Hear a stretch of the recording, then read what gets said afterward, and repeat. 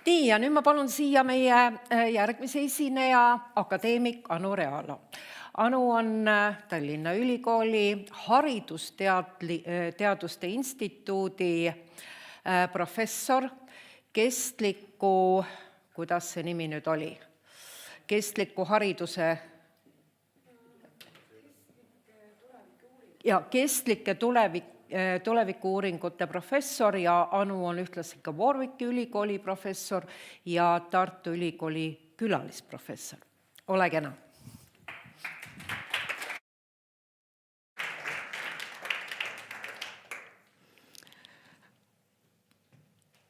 Tänasel maailma õnnelikkuse päeval on mõistagi ainuvõimalik alustada viitega värskelt ilmunud õnnelikkuse raportile, mille järgi eestlased taaskord, mitte väga suure üllatusena meile, ei ole oma eluga eriti rahul. Eriti kui veel meie kallite põhjanaabritega võrrelda. Ja see tekitab küsimusi, eks ole, et tegelikult on meil siin ju päris ilus elada. Kuulume kõrgelt arenenud, jõukate, demokraatlike riikide hulka. Meil on veel puhast õhku, vett, loodust. Möödunud talvele mõeldes võib isegi öelda, et sellised meeldivad talvekülmad ja lumised õhtupoolikud pakuvad ju meeldivat vaheldust üha enam vahemerelisteks muutuvatele soojadele suvepäevadele. Nii et tundub, et asjad lähevad tegelikult päris hästi, kuid muidugi võib olla nii, et see heaolu on meil mõnes mõttes petlik ja tumedad pilved varitsevad silmapiiril, mis võivad ka meie heaolu ühel hetkel rikkuda. Kuidas me sellesse olukorda oleme nüüd siis jõudnud? Et ma lugesin hiljuti ühe oma lemmikkirjaniku raamatut, mille tegevus toimub tulevikus. See toimub 100 aasta pärast, umbes 2119. aastal. Ja mis on maailmaga juhtunud, on see, et meie maailmast on saanud, või vähemasti Suurbritanniast, on saanud erinevate poliitiliste ja sõjaliste kisklemiste tulemusena arhipelaag, kus on pinnale jäänud vaid mõned üksikud tipud. Näiteks nagu Šoti Mägismaa ja Snowdonia, kuhu on kolinud Oxfordi raamatukogu. Selles arhipelaagis liikumine on väga vaevarikas, aeglane, ohtlik. Inimeste eluiga on langenud tagasi 60-ndatesse eluaastatesse. Toidulaud on kasin, puhast vett napib. Oakohvist võib ainult unistada, selle on asendanud veider tammetõrudest tehtud leotis. Ja kui me mõtleme Ameerika peale, siis, või mis sellest järele on jäänud, siis seda valitsevad omavahel vaenujalal olevad relvastatud jõugud.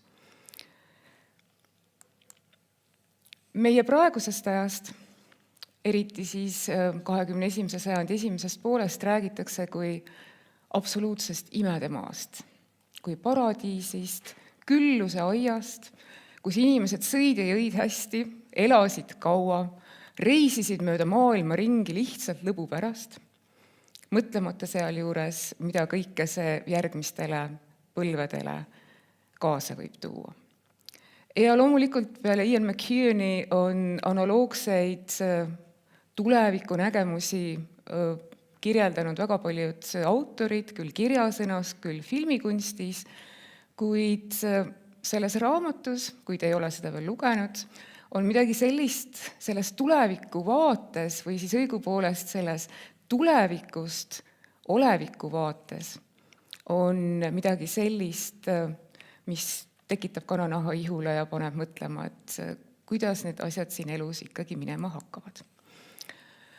Väljapaistev Eesti psühholoog Endel Tulving, kelle sünnist möödub järgmisel aastal 100 aastat, on väitnud, et just nimelt episoodiline mälu on selleks unikaalseks omaduseks, mis meid inimesi ülejäänud loomariigist eristab. et jah, teadlased tegelikult siiamaani veel natukene vaidlevad selle üle, et kas mõnedel loomadel või lindudel, näiteks suurtel ahvidel ja varestel võiks esineda inimestele sarnast eneseteadvust, kuid üldiselt ollakse arvamusel, et neil puudub midagi, mida Endel Tulving nimetas ajas rändamise võimeks. Kronesteesia ehk ajas rändamise võime ja võime tajuda aega on just nimelt Endel Tulvingu sõnul see, mis teeb meist inimestest inimesed ja on võimaldanud meie tsivilisatsioonil ja inimkultuuril areneda ja kasvada sellisel viisil, nagu me seda praegu tunneme. Sest mõelgem nüüd, minevik eksisteerib ainult meie mälestustes ja tulevik ei ole veel kätte jõudnud. Ja ometigi me oleme inimestena kõik ajarändurid. Me suudame, enamik meist suudavad suhteliselt kerge vaevaga ajas rännata ja mingit masinat selleks tegelikult vaja ei ole. Me suudame mõelda tagasi aega, kus toimusid meiega sündmused, mida me mäletame. Me elame hetkes, kogeme seda hetke kõike siin praegu koos ja me suudame mõelda ka selle peale, mis juhtub meiega vähemasti ja võib-olla ka laiemas mõttes inimkonnaga järgmisel aastal, järgmiste aastate pärast. Nii et me oleme ajarändurid ja just nimelt see aja tajumise ja ajas rändamise võime on midagi sellist, mis on meie tsivilisatsiooni ja inimkultuuri aidanud arendada sellesse kohta, kus me hetkel oleme. Isegi kui enamikel inimestele on ajas rändamise võime kaasa antud, siis on ikkagi väga suured individuaalsed erinevused. Olete ehk isegi märganud. On inimesi, kes keskenduvad pigem minevikule, kelle jaoks keskkooli lõpu pidu on võib-olla tänase päevani see elu kõige suurem sündmus. On inimesi, kes tõesti pigem keskenduvad tänasele päevale ja on ka neid, kes seavad oma pilgu kaugemale tulevikku ja pigem mõtlevad ette ja ootavad ette, mis on tulemas. See ajaperspektiiv või see võime või fookus kujuneb paljude erinevate tegurite koosmõjus ja väga sageli me ei ole isegi teadlikud sellest ja me ei mõtle selle peale, kuidas see tegelikult meie käitumist ja tegusid võib mõjutada. Üks sellistest teguritest võib olla keel, mida me räägime. Keeled erinevad väga paljude erinevate omaduste poolest. Ja üks nendest omadustest on see, kuidas keeled viitavad tulevikule. Näiteks prantsuse keeles on tuleviku morfoloogilise tulevikuvormi kasutamine kohustuslik. Eesti keeles üldse mitte. Tänane näide oleks küll võinud olla, et täna paistab päike, homme paistab päike. Miks on see oluline? See on oluline sellepärast, et on leitud uuringutes, et nende keelte rääkijad, kelle jaoks ei ole sellist ranget eristust tuleviku ja oleviku vahel, tajuvad ka subjektiivselt, et nende jaoks on tulevik justkui lähemal. Tulevik on justkui praegu. Ja see omakorda justkui on seotud sellega, et nad teevad targemaid, säästlikumaid otsuseid, mis on tulevikku suunatud, puudutab siis nende majandustegevust ja puudutab see nende tervisekäitumist.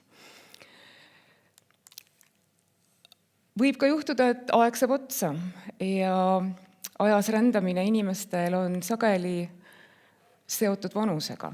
Et lastena me ju tahame suureks saada, mõtleme ette tuleviku peale, kõigepealt tahame kooli minna, siis me tahame kooli ära lõpetada, siis mõtleme tulevikus ette järgmiste oluliste sündmuste peale, kuid vanuse kasvades üha enam hakkavad mõtted liikuma tulevikult minevikuradadele. Ja see on osaliselt seotud sellega, et me tajume, et meie aeg, mis on veel järele jäänud, keegi, nagu tavatses öelda minu kallis mamma, et keegi ei ole siia ilmasambaks jäänud, et kui me tunneme, et meie aeg hakkab otsa saama, siis pigem meie tähelepanu keskendub olevikule ja möödanikule.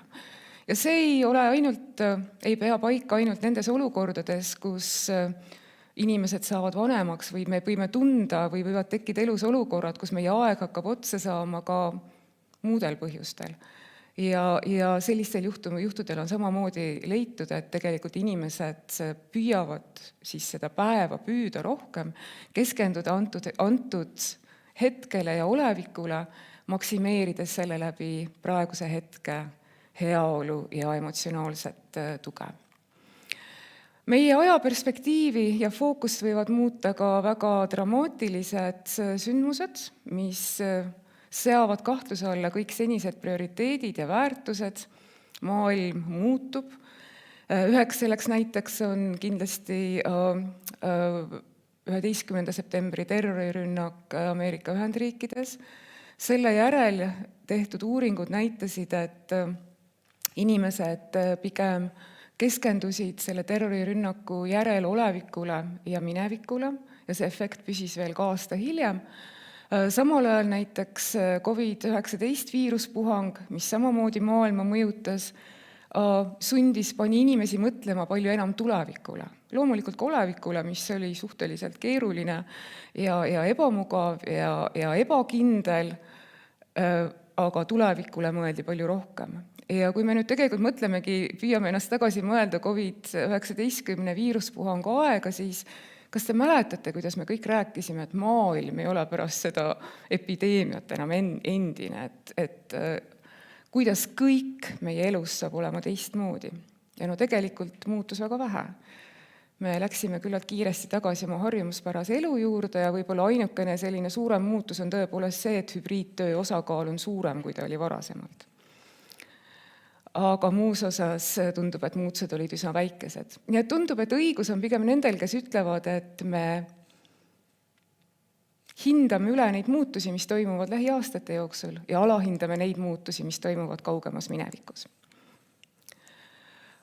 Inimestel see ajaperspektiiv tegelikult on seotud väga oluliselt sellega, kuidas inimesed, milline on nende heaolu, kuidas nad ennast tunnevad, milline on nende jõukus, nende haridustase ja nendel juhtumitel on siis leitud, et üldjuhul on inimesed, kellel lisaks olevikus hetkes olemisele on ka võime ja kalduvus vaadata kaugemale tulevikku, et neil tegelikult on justkui kõiki neid paljusid häid asju rohkem.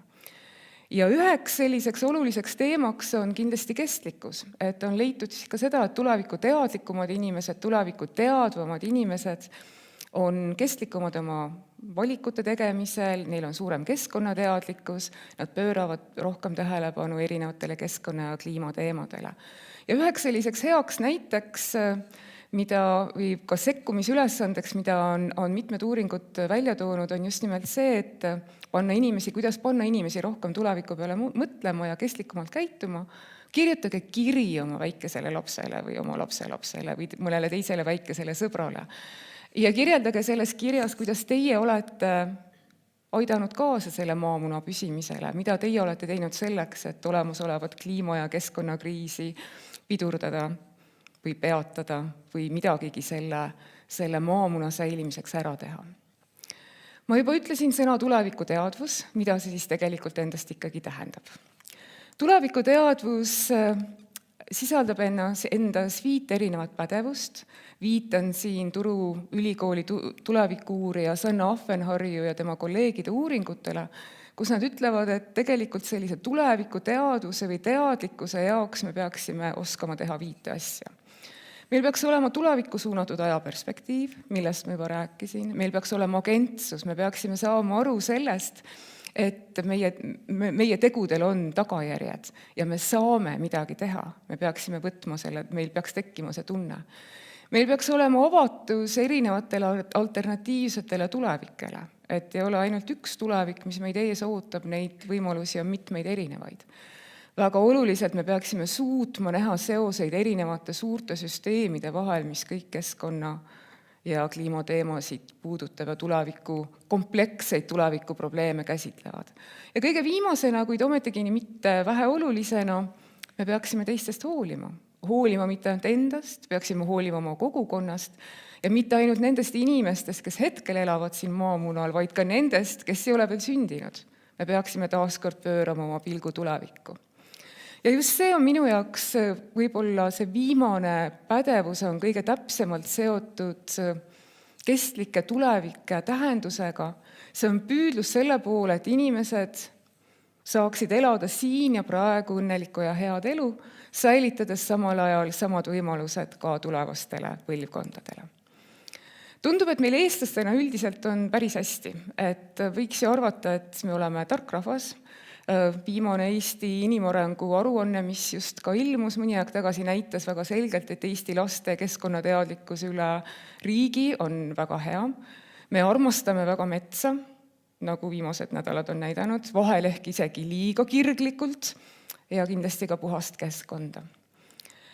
Siin on Eesti unistuste atlas ja ma näitan teile seda selleks, et näidata, kui kesksel kohal on ka eestlaste tuleviku unistustes puhas keskkond, loodus ja ilus elu siin Eestimaal.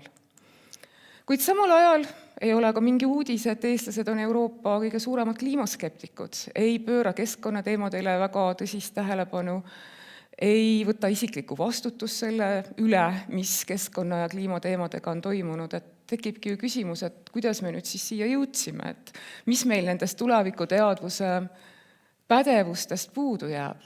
Et ütleksin esimesena kindlasti, mida näitas ka taaskord Eesti inimarengu aruanne, jääb meil puudu süsteemsest mõtlemisest, näha seoseid erinevate protsesside ja süsteemide vahel, kuidas kliimamuutus näiteks võib mõjutada ka keskkonnaseisundit. Väga lihtne küsimus, kuid tundub, et sellega on siiski keeruline.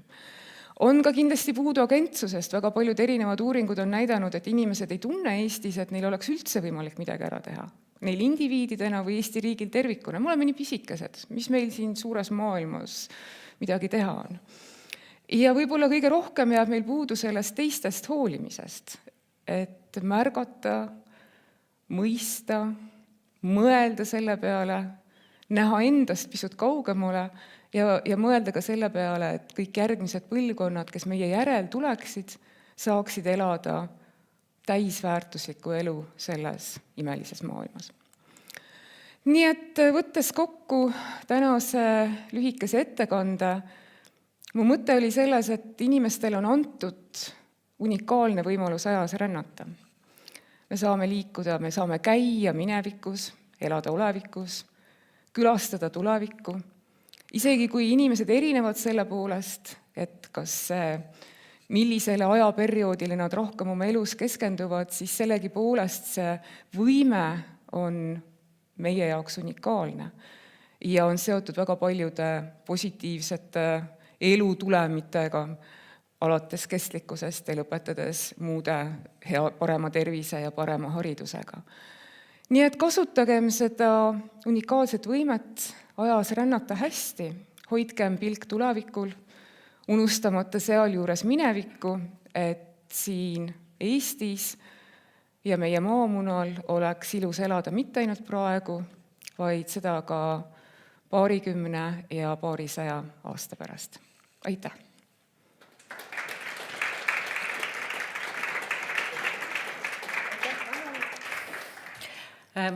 Päris ausalt, kui tihti sina seal tulevikus käid või tulevikule mõtled?